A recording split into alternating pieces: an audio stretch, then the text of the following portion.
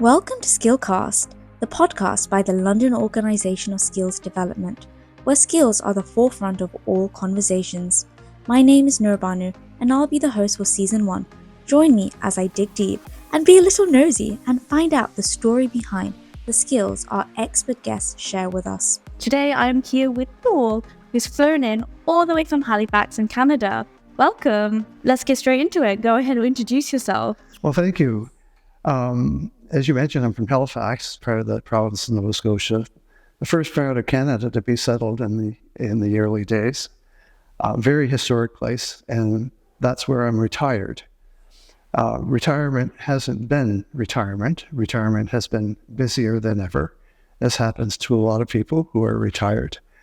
I'm involved in a lot of community activity, spiritual growth for people as a lay minister, and also leading a number of retirement groups as well, just for their own well-being and sense of community.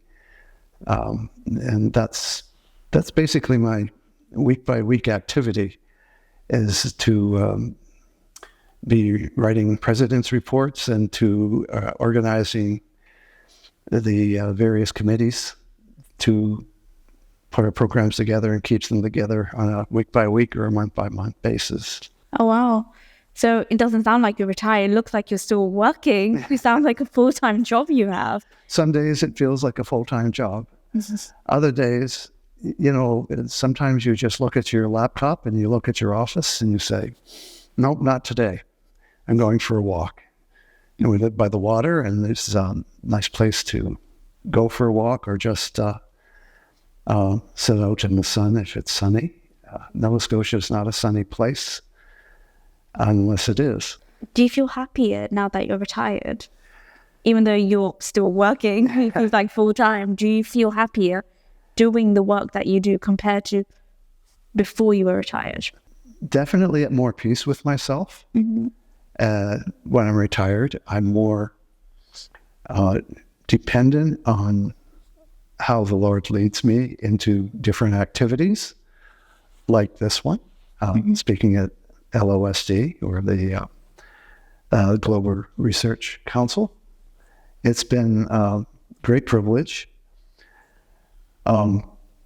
But my prior careers were dynamic and exciting, and most people wanted my job.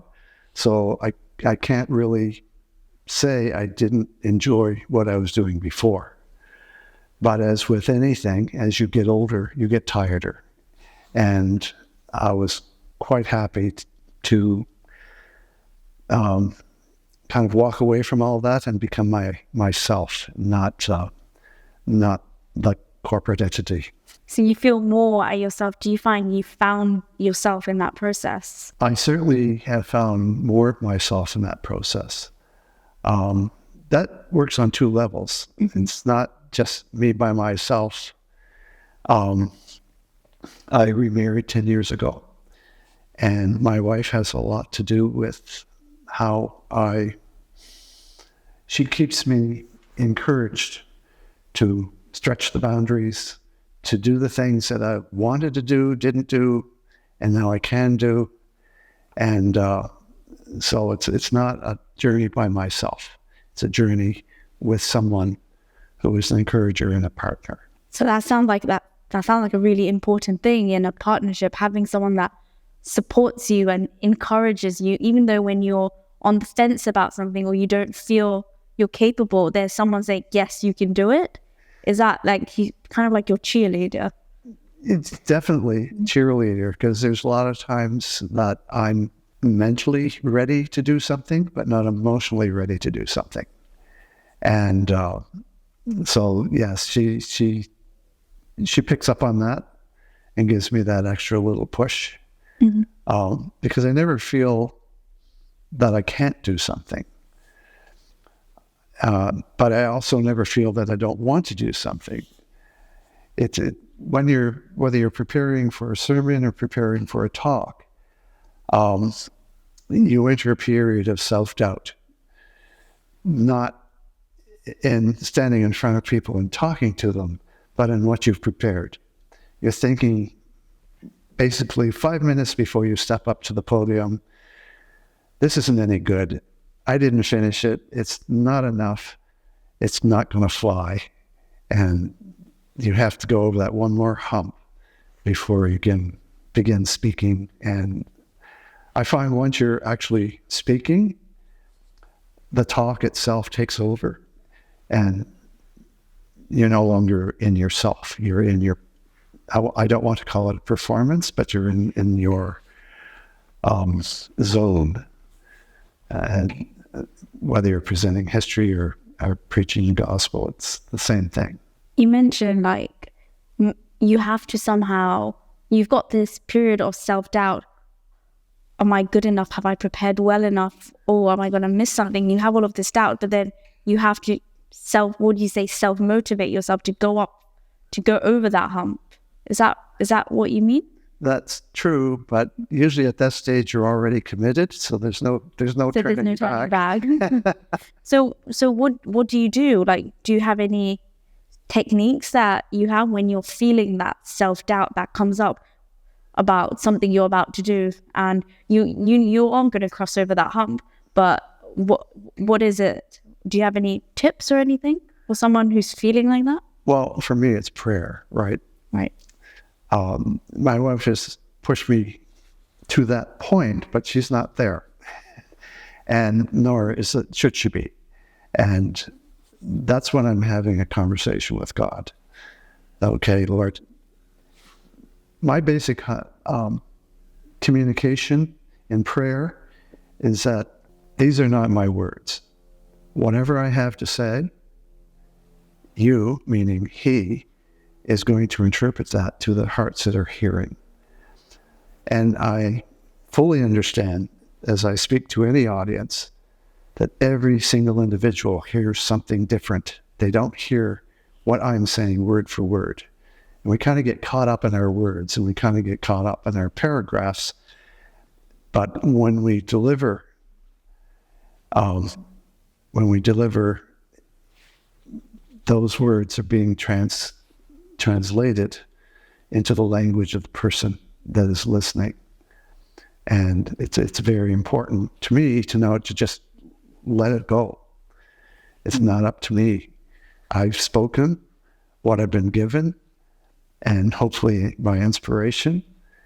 And now it's whatever the Spirit is going to do with the hearts that have heard. And some people don't listen, and I don't care. Yeah, I think you need to have that attitude. It doesn't matter. I'm just going to do it anyway. I'm just going to roll with it. So you talked a lot about prayer. In a religious context, are you talking about prayer? It would be seen as religious context by those who are not religious. Mm-hmm. For people who are Christians on a day-to-day basis, mm-hmm. It's a matter of second nature. Mm-hmm. They don't see that as religious. And religious is a term that we use when we're looking at religion from the outside. And that goes for any religion, not just the Christian religion. But when we speak of religion, we're standing outside and maybe even making a judgment. But it's an abstract. It's not personal. It's not integral to our minds and our hearts. When you are being spiritual, when you are in communion with God, communion with Jesus Christ in my case, mm-hmm. That's a personal walk. That's a relationship. It's not religion anymore. It's not about doing this, doing that, and getting the right results. Mm-hmm. It's about just depending on Him to see where it all goes. And that's the big difference between my career life and the way I live now, is my motto is, if the door opens, walk through it. And that's not always easy to do, but I take it that as I pray for the next opportunity, for the next thing that I feel the Lord wants me to do, He will show me, he will open the door. And now I have to have the capacity to prepare and the courage to walk through. And in walking through, you see what's on the other side, and usually there's another door. They always say the grass is greener on the other side. So it is. So have you always lived in this way, or in terms of your relationship with God and things, have you become closer in the past few years, or was it like that from a young age? I would say closer. Mm-hmm. But if you go to when I was young enough, I was probably close then. But life takes over. One has to make decisions, going from school to school and then to careers and getting married. And, decisions are very arbitrary sometimes. And so you lose some of that awe, some of that closeness that you have when you're more naive as an adolescent. So yes, I've always been involved with the church, not faithfully sometimes, but always been involved with the church, teaching Sunday school, leading Bible studies, assisting the church leadership, becoming the church leadership. All these things through time. So I've been an elder, I've been a deacon, I'm now a lay minister, what we call a licensed lay minister with the Anglicans, and I didn't start off as an Anglican. Mm-hmm. So I've experienced different Christian environments and have a broader view than those who will tell you that they're cradle to grave with the same congregation. I have a much broader view of what the spiritual life is and what a Christian life is. Maybe you can give me a perspective on actually what's the difference. And part of it is to understand that everyone has a different sense of who God is, a different sense of their faith. And it's offensive to me when I see someone who is insisting that someone expresses their faith in a particular way. Mm-hmm. Sort of like a parent bringing up a child and telling them, this is how you're going to do this, and this is how you're going to do that. And as some of the speakers at the conference alluded to, they were limiting the child in their growth because the parameters were too tight. And churches can do that to their parishioners as well. But in my case, where I am now, I'm the regional rep for 9 parishes for all of the lay ministers in that city. That's 47 people. And they each express their faith in a different way. They each do something dynamically differently in their particular churches because everyone has different skills and different gifts. And it's not right to expect everyone to be cookie cutter, to act the same way, do the same thing, or even say the same thing. Is there ever any conflicts in the role that you do? I spent my youth being beat up. Okay.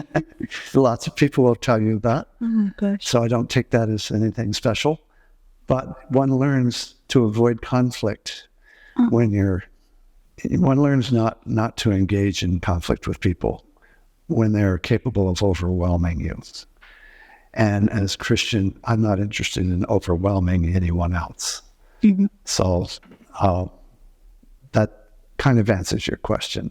You never know what your next situation is going to be. So what's your top tip on avoiding conflict? Do you have any conflict management skills that you have that you can share? Well, no. I don't consider myself skillful with conflict. Okay. But it sounds like a transferable skill based on your experience through the work that you do, that it's something that you have applied probably not intentionally, like just naturally, that you've understood that this isn't a battle worth fighting. It appears that way. Well, I'll put forward my perspective on what's going on. But some people are so bent on their particular attitude that they just start yelling at you. And I just shut up and walk away. It's not worth damaging that relationship any further or creating a situation that will carry over time. Because some people are just get hot-headed and they cool off, and they 9 times out of 10 come back and start the conversation again because they're shocked that you walk away. They're used to and in the talk I was giving, they kind of give the Greek response. You swung at me, I'm swinging you back. And, that's something we learn as children, and it's reinforced through some of our culture that, stand up for yourself, throw the first punch, and all that kind of thing. And that means verbally, not just physically. And, in Christian values, you don't do that. That's not right. Doesn't mean you're not going to do that, because we have instincts that overcome us sometimes. Mm-hmm. But if you have time to think about it, because you can say you can be prayerful about it, but you're usually prayerful about it after the event, not during it. Mm-hmm. So then you wind down the situation. And if you can't wind it down, you have to disengage. You sound like and it sounds like something that you've been doing through experience through the years. Is that something that's just come through years of experience? Well, 27 years in the corporate world. Okay. I wasn't there to climb the ladder, as they say. I wasn't trying to be a CEO, just like I'm not trying to be a priest or a pastor now, or I tried to be a doctor when I went to university. I was never interested in reaching those kinds of goals. Mm-hmm. But as you work your way through a corporation, because you become good at what you do, there are always the bullies. There are always someone that is going to try to block you or undermine you in some way because they see you as a threat. Mm-hmm. And the main trick is to convince them that you're not a threat. Yeah, I think it's just maturity, I think, in the works that you do. Perfect. It's just been so insightful to kind of hear the experience that you've had and how to just manage yourself and stay content. The thing that really fascinates me, you were just such a happy-go-lucky person. When you do get into these awkward situations of conflict that you're going to walk away from, how do you react in those situations? Because I just see you happy all the time. Are you the same way even after a conflict or some sort of tension that you've just had? Like a lot of people, I take my unhappiness into the corner by myself where nobody sees me. Mm-hmm. Or if I'm in a crowd, I just kind of recede to the back corner where no one sees me. Okay. But yes, I need to unwind. I do get in a confrontational conversation. Once I've walked away, I start running that conversation through my mind over and over and over again. How could I have done that better? Should I have said this or should I have said that? All kinds of second thought. Mm-hmm. And sometimes I'll sleep on it all night, or lack of sleep, because the whole thing just caught me by surprise. Mm-hmm. And it grinds on me. And it might take me a day or two to just unwind. But I don't bring that forth, if I can help it, mm-hmm. into my next encounter. That's something going on in the background. I guess you can say I've compartmentalized it. Mm-hmm. It's still a running program, but I don't allow it to have a bearing. I try not to allow it to have a bearing on my next interaction with someone, because that's not fair to them.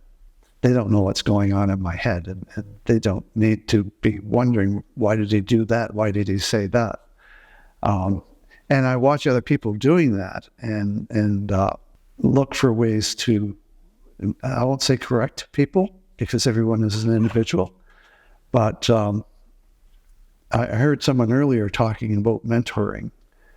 And in the corporate world, I was assigned to mentor a large number of people, a dozen people at a time, and train them to interact properly with clients, aggressive clients, or to manage the relationships with the working team. So part of the way I express my experience is just to empower other people to do the same thing that I think is right.